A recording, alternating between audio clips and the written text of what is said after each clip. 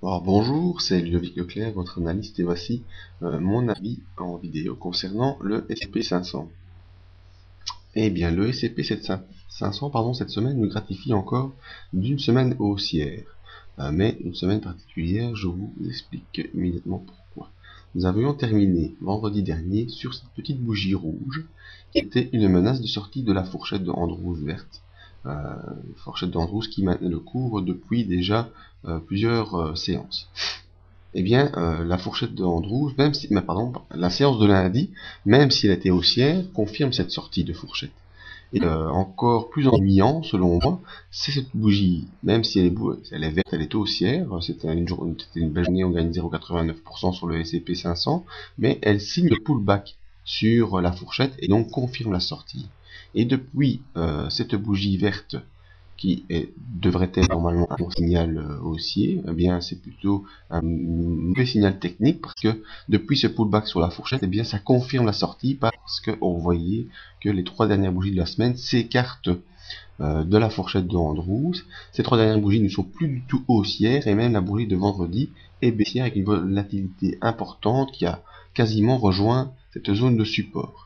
J'ai pu tracer ici cette petite ligne rouge en pointillé qui semble être une ligne de résistance depuis le 23 décembre. Donc depuis le 23 décembre, le cours, malgré les impulsions haussières qui a eu lieu le 3 janvier et ces impulsions du 10 janvier, le cours ne peut plus passer au-dessus de cette ligne de résistance en pointillé rouge.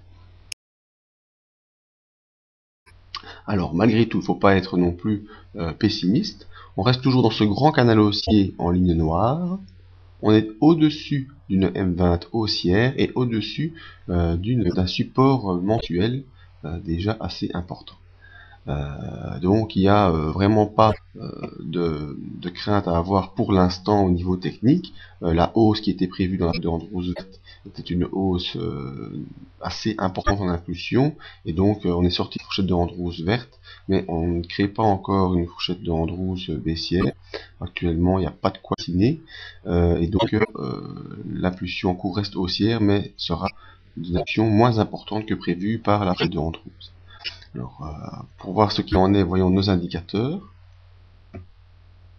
Le MACD, toujours haussier, toujours au-dessus de son signal, et malgré la fin de semaine un peu baissière, vous voyez que le MACD a un peu cassé sa ligne de progression, mais reste dans une progression toujours haussière, une configuration toujours intéressante pour la suite haussière du cours. Le stochastique qui nous montre lui les impulsions, mais le stochastique lui est dans une de surachat déjà depuis le 27 décembre. Le signal continue à monter, mais bon, il y a un moment où ça doit s'arrêter. Le maximum étant à 100, on arrive là sur des zones de retournement fort probables, étant donné qu'on ne peut pas aller plus loin que 100, mais le graphique, pardon, il peut faire que redescendre. Ce qui est en train un peu de se passer ici avec cette semaine qui n'est plus très haussière par rapport à l'impulsion. En restant dans cette zone de surachat, ça veut dire que l'impulsion haussière n'est pas terminée, mais bon, l'inclinaison du stochastique et le passage sous signal montrent que cette impulsion sera en tout cas moins puissante que ce qu'elle a été, et c'est ce qu'on peut identifier également sur le graphique. Voyons maintenant, très important, les volumes qui nous montrent toujours la psychologie en place au niveau des opérateurs. Donc cette psychologie est fortement haussière. Depuis le 14 décembre, il y a des gros achats qui se font, et lors des périodes de vente qu'on identifie par les baisses un peu ici de cette ligne, eh bien les périodes de vente sont très faibles par rapport aux puissances d'achat. Donc actuellement, la psychologie sur le S&P 500 est toujours une psychologie très haussière. On peut marquer ici comme un point d'inversion de cette psychologie et une accélération depuis le 3 janvier de psychologie haussière des opérateurs. Alors attention aussi aux manipulations algorithmiques des bots qui sont en place, mais bon, au niveau des volumes, on voit bien que sur le CP500 pour l'instant, il n'y a aucun doute sur la progression de l'économie américaine. Notre graphique plus sérieusement.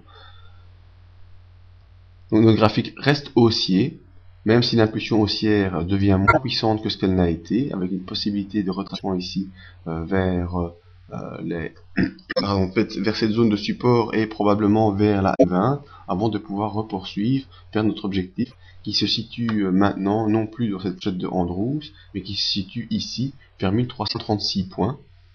Le palier à franchir sera ici les 1305 points qui était l'objectif de la semaine mais qui n'a pas été réalisé, et pour à plus moyen terme rejoindre les 1335 points. Tant qu'on reste au-dessus de la M20 haussière et au-dessus de ce canal haussier, il n'y a actuellement pas de souci pour le SCP 500. Donc je vous invite à nous rejoindre sur le site pour avoir plus d'analyses et d'informations, avoir le suivi de cette analyse du SCP 500 dans le briefing matinal qui se fait tous les jours sauf le lundi par mail ou sur le site directement avant 8 h du matin. Merci à tous et à bientôt.